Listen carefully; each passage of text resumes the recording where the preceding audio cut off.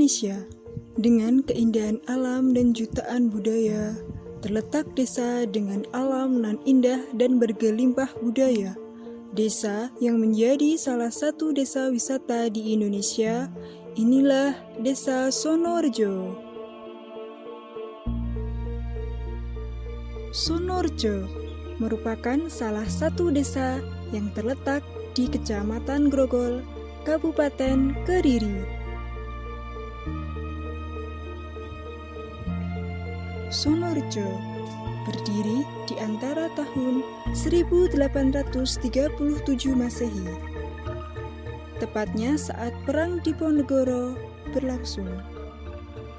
Luas wilayah Desa Sonorejo adalah 28.233 hektar dengan perbatasan desa sebelah barat berbatasan dengan Desa Banyaan dan Desa Wonoasri. Sebelah selatan berbatasan dengan Desa Bakalan. Sebelah utara berbatasan dengan Desa Sumberrejo dan Desa Gambyok. Dan sebelah timur berbatasan dengan Desa Datengan dan Desa Sendang. Jumlah penduduk Desa Sonorejo sampai tahun 2023 mencapai 8.412 jiwa, terdiri atas laki-laki 4.496 jiwa dan perempuan 3.916 jiwa. Jumlah kepala keluarga di Desa Sonorejo adalah 2.824 kepala keluarga. Assalamualaikum warahmatullahi wabarakatuh. Kami selaku pemerintah desa akan menyampaikan sejarah asal-usul Desa Sonorejo. Pada tahun 1837, pada waktu itu pemerintahan Belanda dalam perjuangan pahlawan Pangeran Diponegoro. Pada saat itu murid-murid Pangeran Diponegoro selalu menyebar dengan tujuan agar menyiapkan persiapan dan mempertahankan untuk menjadi laskar-laskar Diponegoro itu barisan menutup, mengambil kembali, merebut kembali tanah air yang tercinta ini. Secara singkat, bahwa Laskar Diponegoro yang terdiri dari 86 kurang lebih laskar menyebar ke seluruh tanah air. Kebetulan dua tokoh tersebut, Mbah Hyang Kyai Haji Sonoturno dan Eyang Kasarrejo, mereka adalah satu perguruan dari beberapa laskar Diponegoro untuk meneruskan perjuangan menuju ke arah timur dari Kerajaan Mataram menuju ke wilayah daerah Kediri. Kebetulan pada saat itu sekitar tahun 1827, dua tokoh tersebut melalang buana masuk hutan, luar hutan, menemukan sebuah bilik. Bilik itu merupakan suatu tempat sumber air yang ada di wilayah kami. Kebetulan wilayah desa ini dulu adalah wilayah masuk Desa Mericat sebelum ada pemekaran desa pada waktu itu. Sehingga ketika Laskar Diponegoro menemukan bilik kecil, mereka berpikir untuk menyusun kekuatan sehingga membuat sebuah surau atau yang dikenal dengan nama langgar atau sekarang musola untuk menyebarkan Islam pada saat itu. Sehingga terjadilah pada saat itu dua tokoh tersebut mengajak mungkin sebagian keluarganya, sebagian dari saudaranya yang ada di Keraton Mataram untuk membantu menciarkan agama Islam, juga menyusun suatu kekuatan. Dengan perkembangan waktu terjadilah sebuah istilahnya paguyuban atau dikenal dengan sekarang itu ya istilahnya paguron di wilayah di tempat itu, di dusun ya, artinya di sebuah tempat yang sekarang dinamakan Pulau Manuk. Dari situ dua tokoh tersebut akhirnya dengan warga masyarakat karena kearifan dan kebijaksanaan dan kebersamaan itu, beliau yang Sonoturno diangkat menjadi Demang atau sekarang bahasa istilahnya kepala desa atau lurah. Pada saat itu Mbah Hyang Kasanrejo Sonoturno sebagai kepala desanya dan careknya adalah Mbah Kasanrejo wakilnya. Nah, sehingga karena dua tokoh itu nama Sonoturno dan Kasanrejo, terciptalah desa tersebut. Antara dua tokoh itu namanya digabung menjadi satu, yaitu Desa Sonorejo. Sonorejo diambil dari dua tokoh yaitu Sonoturno dan Kasanrejo. Itulah sedikit tentang sejarah asal mula Desa Sonorejo. Perkembangan waktu Desa Sonorejo semakin besar.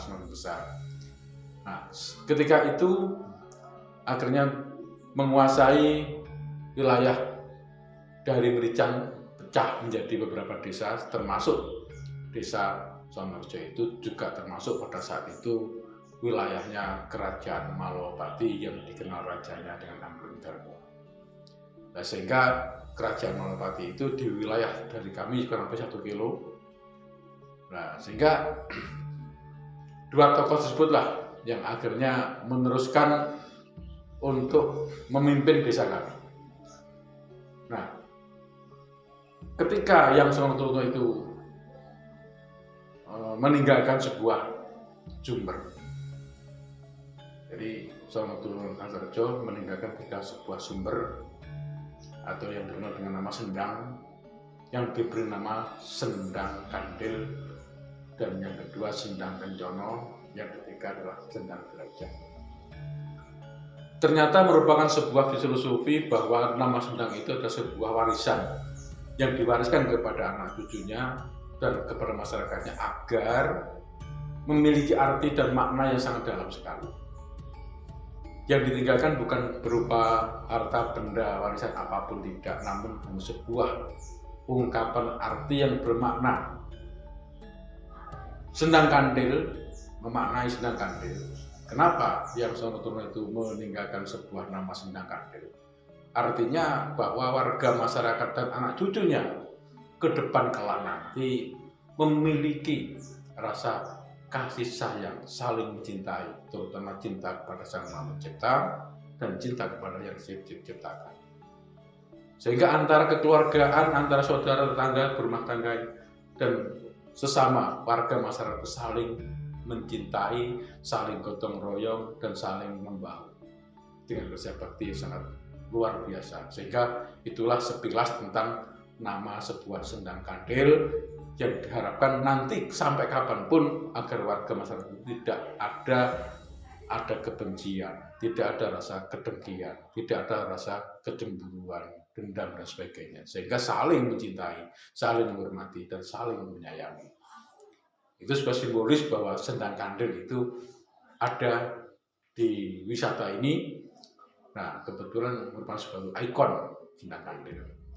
Konon cerita Sendang Kandil memiliki khasiat berbagai macam yang dipercaya masyarakat untuk menghilangkan kedengkian di hati. Apabila mungkin di hati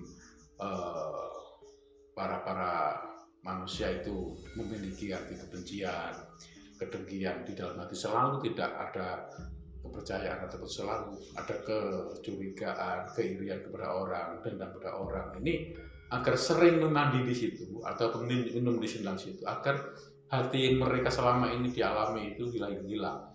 Artinya bebas dari kebencian. Ini yang terjadi seperti itu. Dan juga saling mencintai. Ada juga warga yang datang ke tempat itu untuk sing belum punya jodoh, agar segera melakukan jodohnya dan sebagainya. Itu suatu sugesti atau suatu percayaan masyarakat. Nah, di dalam Sendang Kandil ada batu, di dalamnya ternyata tidak tersimpan adalah batu jamrut. Jadi batu jamrut itu memang nggak tahu artinya, dikatakan sekarang di bahasa batu jamrut berwarna biru kehijauan itu memiliki gambaran sebuah kasih sayang, saling cinta. Itulah kenapa di dalamnya sendang kandil ada sebuah batu yang dinamakan batu jagon. Terus yang kedua yang ditinggalkan yang sangat turun adalah sendang kencono. Sendang kencono merupakan sendang, artinya kencono itu emas, harapan, emas, suatu kesuksesan. Jadi emas itu artinya sebuah yang digambarkan yang sangat turun Kasarjo itu sebuah keberhasilan, sebuah kesuksesan. Artinya apabila warga masyarakatnya, anak cucunya nanti kelak menjadi orang yang sukses, menjadi orang yang berhasil, apa yang dicita-citakan. Kalau menjadi petani, ya petani yang berhasil, yang sukses. Kalau menjadi pedagang, ya pedagang yang sukses dan berhasil. Kalau menjadi seorang pejabat, pejabat yang sukses dan berhasil. Nah, sehingga apabila anak cucu ada yang sakit pun segera diberi kesembuhan. Jadi suatu kesuksesan, suatu keberhasilan. Sehingga sampai sekarang pun banyak orang mengambil airnya itu, ada orang sakit, ada orang kesurupan, ada orang ini, insya Allah diminumnya atau dicuci muka atau buat wudu, buat mandi, insya Allah terhindar dari segala bala dan bila. Dan juga termasuk ada juga yang kena guna-guna, kena yang lain sebagainya itu akan sirna. Itu merupakan sebuah kesuksesan orang pedagang dan sebagainya. Itu dengan harapan sendang kencono itu adalah sebuah sendang agar anak cucu itu memiliki ikon sukses dalam segala hal. Terus yang ketiga adalah sendang derajat.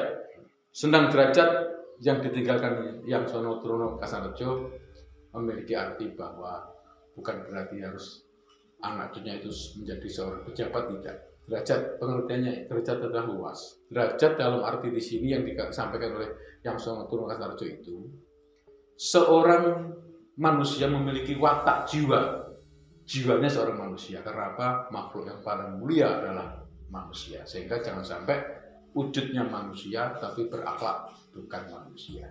Nah, sehingga dengan harapan sendang derajat itu agar jati dirinya mereka, jati dirinya anak cucu itu bahwa sadar bahwa kita itu adalah manusia. Manusia yang tidak punya apa-apa, manusia yang tidak bisa apa-apa, dan manusia yang tidak memiliki apa-apa. Sehingga semua yang ada dimiliki oleh manusia adalah titipan dari Sang Ilahi. Sehingga menggambarkan bahwa kesombongan tidak akan terjadi, keangkuhan tidak terjadi, karena seorang manusia yang bisa digerakkan oleh yang Sang Pencipta. Tapi kalau nyawa ini sudah tidak lepas dari jiwa, dari raga kita, ya jiwa kita otomatis menjadi santapan cacing tanah. Nah, itulah yang dikatakan sendang derajat itu agar jati diri manusia, seandainya kita itu manusia agar berhati, manusia yang berakhlak moral yang tinggi, juga termasuk menjadi orang yang soleh dan solehah. Itu sekilas tentang sendang derajat. Jangan sampai bahwa manusia lupa dengan dirinya, mereka kadang lupa, merasa mungkin sudah punya kedudukan, punya harta, punya dan sebagainya, mereka bisa seenaknya. Semua itu adalah titipan. Sehingga kita sebagai manusia, anak cucu lebih banyak cucunya yang santun itu berartilah yang selalu merendahkan diri bahwa kita itu seperti itu. Di samping meninggalkan 3 pusaka, 3 sendang, beliau juga meninggalkan petuah. Petuah itu merupakan sebuah wasiat atau bahasa sedulurnya istilah montro dungo. Jadi anak cucunya dulu itu diberi montro dungo petuah. Nah, di antaranya ada 7 petuah. Cuma saya sebut salah 2 aja. Pertama adalah montro pertama atau petuah pertama adalah urip iku urip. Artinya agar kita sebagai manusia bisa menjadi manusia yang berguna untuk orang lain. Jadi hidup ini apapun yang kita miliki, apapun yang kita punyai, apapun yang kita bisai, ini bisa bermanfaat untuk orang lain. Nah itu urip adalah urup. Urip itu urup. Hidup, urup itu menyala. Agar hidup kita bernyala, menyala untuk menghangatkan orang lain, membantu orang lain bersama manusia. Sehingga pedoman itu yang dimiliki oleh arti urip iku urup. Ada petuah dan patah, kalau ada orang lapar, berilah makan. Kalau ada orang buta, berilah tongkat. Nah, kalau ada orang bingung, berilah petunjuk arah. Nah, ini yang menjadi gambaran bahwa kita sebagai manusia yang harus mempunyai ikon urip iku urup. Petuah yang kedua adalah memayu ning bawana hambrasta durhangkara. Artinya agar anak cucu yang sono turun Raja itu berinisiatif, mempunyai keyakinan, mempunyai anggapan bahwa semua makhluknya Tuhan, makhluknya Allah SWT ini adalah indah. Tidak ada di dalam hati manusia, orang manusia menganggap ciptaan Allah itu jahat atau ciptaan Allah itu tidak baik. Karena semua ciptaan Allah itu baik. Baik berbentuk seorang manusia, seorang hewan, seorang setan, jin. Nah, mereka semua ciptaan Tuhan. Kenapa dikatakan baik? Mereka adalah ciptaan Tuhan. Kalau kita menganggap mereka itu jelek, berarti kita sama juga dengan menjadikan Tuhan. Cuma Allah memberikan tugas masing-masing, memberikan fungsi masing-masing. Manusia beda dengan jin. Manusia berbeda dengan setan. Yang intinya setan itu mempunyai tujuan masing-masing, punya tugas masing-masing, sehingga tidak sama dengan manusia. Sehingga memang tugasnya setan itu menggoda manusia. Setan jin adalah menggoda manusia. Nah, tergantung kita itu diuji oleh Allah, diuji sama jin setan itu mampu apa tidak kita menerimanya. Kalau mampu, nantinya adalah jaminan kembali ke surga. Nah, tapi kalau tidak mampu, ditempatkan di sebuah tempat yang namanya neraka. Itulah sekilas petuah, dua petuah tersebut di antara 7 petuah, di antara 7 petuah yang perlu dihayati dan perlu diamalkan, juga perlu diagemi sebagai jimat, sebagai senjata oleh anak cucu yang sono turun Kartarjo, bahwa sesemua itu adalah kehendak Sang Maha Pencipta. Tergantung kita mau melangkah kemana. Di antara tinggalan sumber, ada tinggalan petuah, ada dari tinggalan pusaka. Pusaka, 3 pusaka. Satu berupa tombak, yang kedua merupakan pusaka. Ada 3 pusaka yang ada di sini. Pertama, pusaka setan kober. Yang kedua adalah namanya setan Pendito Semeti. Nah, terus yang ketiga adalah tombak Melati Serunte. Itu tinggalan dari yang Kasarbejo. Nah, itu sekilas tentang sejarah sedikit wisata, sehingga tiga benda tersebut kami simpan di dalam museum yang kami tambahi dengan berbagai benda-benda antik yang ada di daerah kita. Ada termasuk uang kuno, uang tahun lama sampai tahun sekarang, ada batu-batu jenis yang lain dan yang lain sebagainya. Juga termasuk kami pasang nama-nama kepala desa yang menjabat. Basono Turno 1837 sampai 1900 diteruskan Mbah Kasarjo, karena Mbah Basono itu meninggal dalam perjalanan haji, akhirnya di pemerintahan diturunkan Mbah Kasarjo. Setelah Mbah Kasarjo, kepala desa selanjutnya adalah yang ketiga Mbah Kamsari. Mbah Kamsari itu kepala desa yang ketiga. Mbah Kamsari terus dilanjutkan dengan Mbah Murjani. Mbah Murjani. Nah, Mbah Murjani dilanjutkan dengan kepala desa Mbah Hamzah. Mbah Hamzah. Terus dilanjutkan lagi kepala desa Mbah Mukri. Nah, terus dilanjutkan lagi ke Haji Muhammad Shodiq Asy'ari. Saya ini termasuk juga mbah saya, Mbah Haji Shodiq Asy'ari itu juga masuk nenek, pernah mbah nenek saya, jadi termasuk adiknya nenek saya sendiri. Nah, itu juga dari keturunan Mbah Kasnarejo. Mbah Kasnarejo itu punya anak namanya Mbah Bardan punya anak Mbah Haji Shodiq Asy'ari ini, termasuk ke bawahnya ke saya. Terus dilanjutkan pemerintahan adalah Mbah Musyirin, itu caretaker, itu pada waktu Akbar itu tahun 1975 sampai 1987 yang dipilih langsung dari pusat, dari ABRI. Setelah masa transisi dilanjutkan lagi dengan Mbah Ali Sutomo. Terus dilanjutkan lagi ke Mbah Jiromudin. Ya. Terus yang terakhir sekarang adalah saya menjabat mulai tahun 2003 sampai 2013 dan yang baru ini 2019 sampai 2000 nantinya. Mungkin struktur pemerintahan yang ada di desa kami. Ya. Mungkin itu sekilas tentang sejarah desa Sonorejo. Terima kasih. Assalamualaikum warahmatullahi wabarakatuh. Penduduk desa Sonorejo mayoritas beragama Islam dengan nilai presentasi 95%.